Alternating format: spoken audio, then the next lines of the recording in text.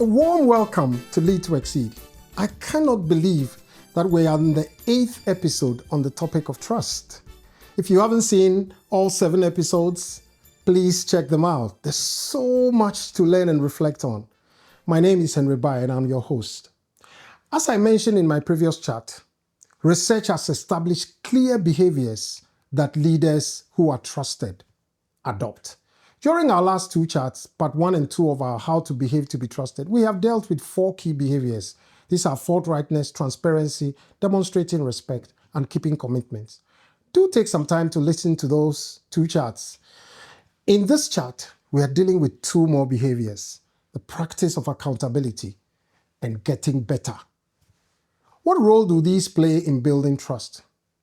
Come with me as we seek answers to these questions. First, the practice of accountability. Accountability comes from the concept of stewardship. Stewardship is quite an old word that has been used in various contexts and often has been a job description almost. I would like to define the word careful and responsible management of resources that have been entrusted to a person's care to ensure that no loss is suffered. In the popular parable of the talents, 3 people were entrusted with money and asked to do business with the money whilst the investor traveled. The investor gave these resources to each person according to the assessment of their abilities. 2 of them went right away and started trading with the money and doubled what they had been given. The 3rd person received the least resources and went and hid it with the excuse that the investor was an unjust person. The irony was that anyhow, he assessed the benefactor. This benefactor had trusted him with his hard-earned money. When the benefactor returned from his long trip, each of them gave an account of their stewardship. He was very impressed with the 2 who had traded and doubled the money he gave them. For the 3rd person, he took what he had given him and added it to those who already had more. This is a great story that demonstrates the power of accountability in building trust. Whether we started what we look after ourselves, we need to understand that we are only stewards of the purpose of what we have. Even if we started our own business, we need to understand that we hold in trust for those who work in it, the clients who it serves, the community in which we are based, the shareholders who invested in it, and even if it is ourselves. This means that no one is above accountability. When we build a culture where we hold ourselves accountable, this generates trust. Accountability is somewhat connected to the transparency behavior. Accountability in the workplace is what helps people to build meaningful relationships, establish a sense of ownership, and make them feel responsible for their actions, behavior, and success. Lack of accountability often has an opposite effect. A lack of accountability creates an atmosphere for mediocrity and tension, leading to increasingly inefficient and stressful relationships. The accountability, like most behaviors, starts with ourselves. We start by holding ourselves accountable. If we cannot hold ourselves accountable, we lose the moral right to hold others accountable. Arnold Glassnow once said, "A good leader takes more than their fair share of the blame and gives more than their fair share of the credit." Leaders must also hold their people accountable. When people perform and others don't, but they are not held accountable, those who are performing feel that there's no motivation to keep performing. Clearly, everyone must be accountable for their performance, and that creates a culture where people value the importance of performance. Environments where there's discrimination in the way people are held accountable just creates deep distrust. Getting better. That's the second behavior I'm looking at today. The getting better behavior is such an important behavior in building trust and gaining more trust. The better we get, the more trust we garner as individuals and organizations and groups. The public speaker who does their research and gets better at getting their message across gets trusted with more opportunities to speak. The world has gotten more complex and we cannot stop learning and improving. Technology is changing how we live and produce at such speed that not learning and improving has become a recipe for disaster. The power of the getting better behavior is summarized in the saying, "What got you here won't get you there." One of my sons has a football icon who he follows everywhere. He supports any team this icon plays for, and that is Cristiano Ronaldo.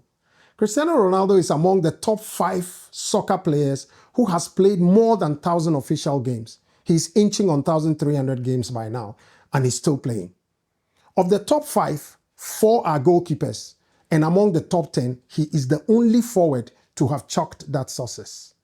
There are various reasons Ronaldo has lasted that long on the pitch and remains one of the players football investors trust with their money. He makes it his aim to get better all the time, to stay relevant. It is said about Ronaldo that his success can be attributed to a combination of his mental toughness, hard work, and exceptional football talent. He believes in himself and his abilities, of course, which gives him the confidence to take on new challenges and push himself to be the best. Ronaldo's work ethic is second to none, and he's known for his intense training sessions, which include a combination of cardio, muscular reinforcement, and technical drills. His dedication to improving his game is unwavering, and he's always looking for ways to stay ahead of the competition. Getting better as individuals and organizations helps build confidence and trust. We must be seen as learning, growing, and changing individuals and organizations, else we're going back further. You would no doubt observe that most organizations today will send you a survey anytime you interact with them or use their service. The firms that have built real expertise in using these surveys results to improve, build more trust with their clients. In the banking world, the biggest stock in trade is trust. I personally have led many client feedback surveys, but one of my favorites is surveys on how clients see their relationship managers. There was an occasion when we carried out one of these surveys and used it as a baseline because it was the first time we rolled it out in that manner. We summarized all the key points clients raised and we tackled them in a very structured manner. What was the result? We carried out another survey the next year and the results showed marked improvements in how clients trusted us. Recently, I attended the prize-giving ceremony of a high school, and one of the prizes that was given out was the prize for the most improved student.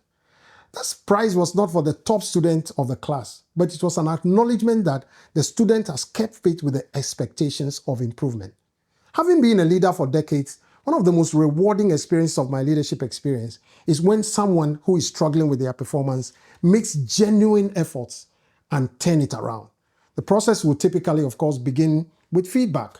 When feedback is provided with a genuine desire to see the person improve, and support is provided to make it happen, and the person actually makes the change happen, it produces so much trust. Now, seeking feedback, both as individuals, organizations, or groups, is an important way of getting better. We must see feedback as a gift and actively seek and use it. Feedback gives us better insight of how what we are doing is perceived and received. And sometimes we may find that there is a difference between how we see it and how others see it.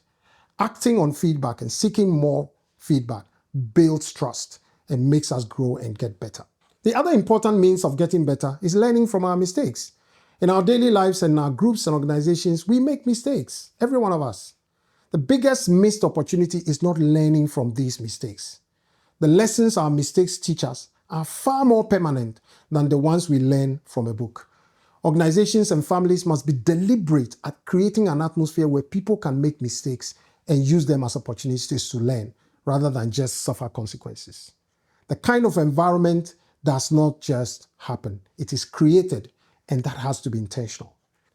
I remember when I first took on a job as a branch manager, I inherited a loan fraud which continued during the time I was in the role.